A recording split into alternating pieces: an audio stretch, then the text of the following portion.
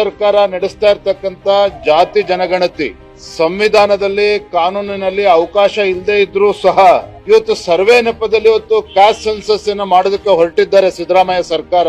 ಈ ನಿರ್ಧಾರದ ಹಿಂದೆ ಕುತಂತ್ರನೂ ಇದೆ, ಷಡ್ಯಂತ್ರವೂ ಇದೆ. ನೀವು ಆ ಕಾಲಂಗಳನ್ನು ನೋಡಿದ್ರೆ ಹಿಂದೂ ಇದೆ, ಇಸ್ಲಾಂ ಇದೆ, ಕ್ರಿಶ್ಚಿಯನ್ ಇದೆ, ಜೈನ್ ಇದೆ, ಸಿಖ್ ಇದೆ, ಬುದ್ಧಿಸ್ಟ್, ಪಾರ್ಸಿ, ನಾಸ್ತಿಕರು ಮತ್ತು ಇತರೆ ಅಂತಕ್ಕಂಥ ಕಾಲಂ ಅನ್ನು ಕೂಡ ಸೇರಿಸಿದ್ದಾರೆ.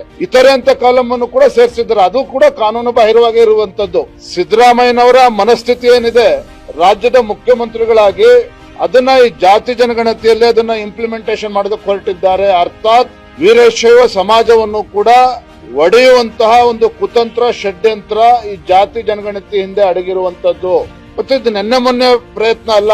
ಸಿದ್ದರಾಮಯ್ಯನವರು ಹಿಂದೆ ಮುಖ್ಯಮಂತ್ರಿಗಳು ಆಗಿದ್ದಾಗೂ ಸಹ ವೀರಶೈವ ಲಿಂಗಾಯತ ಪ್ರತ್ಯೇಕ ಧರ್ಮ ಅಂತೇಳಿ ಅವತ್ತು ಕೂಡ ಸಮಾಜವನ್ನ ಒಡೆಯುವಂತ ದುಸ್ಸಾಹಸಕ್ಕೆ ಕೈ ಹಾಕಿದ್ರು. ಅವಾಗ್ಲೂ ಕೂಡ ಕೈ ಸುಟ್ಕೊಂಡಿದ್ರು. ಆದ್ರೆ ಅದಕ್ಕೆ ಹೊಸ ರೂಪವನ್ನು ಕೊಟ್ಟು ಇವತ್ತು ಜಾತಿ ಜನಗಣತಿ ನೆಪದಲ್ಲಿ ಸಾಮಾಜಿಕ, ಆರ್ಥಿಕ, ಶೈಕ್ಷಣಿಕ ಒಂದು ಸರ್ವೆ ಮಾಡ್ತೇವೆ ಅಂತ ಹೇಳಿ ಮತ್ತೊಮ್ಮೆ ಇವತ್ತು ವೀರಶೈವ ಲಿಂಗಾಯತ ಸಮಾಜವನ್ನ ಹೊಡಿತಕ್ಕಂತ ಒಂದು ದುಸ್ಸಾಹಸಕ್ಕೆ ಇವತ್ತು ಕೈ ಹಾಕಿದ್ದಾರೆ ಅನ್ನೋದ್ರಲ್ಲಿ ಯಾವುದೇ ಅನುಮಾನಗಳಿಲ್ಲ.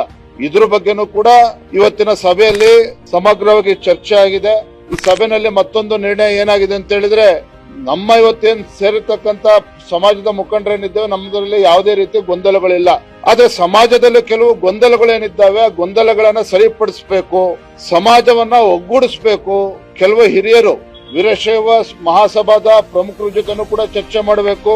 ಪಂಚಪೀಠಾಧೀಶ್ವರ ಇರ್ಬೋದು, ವಿರಕ್ತ ಮಠದ ಸ್ವಾಮೀಜಿಗಳು, ಗುರುಗಳಿರೇನಿರ್ಬೋದು, ಎಲ್ಲರ ಜೊತೆನೂ ಕೂಡ ಚರ್ಚೆ ಮಾಡಿ ಒಳಪಂಗಡಗಳನ್ನ ಎಲ್ಲವನ್ನು ಕೂಡ ಮರೆತು ನಾವೆಲ್ಲರೂ ಕೂಡ ಒಟ್ಟಾಗಿ ಒಂದಾಗಿ ಸಮಾಜದ ಹಿತದೃಷ್ಟಿಯಿಂದ ಮತ್ತು ರಾಜ್ಯದ ಹಿತದೃಷ್ಟಿಯಿಂದ ನಾವು ಮುಂದೆ ಸಾಗಬೇಕು.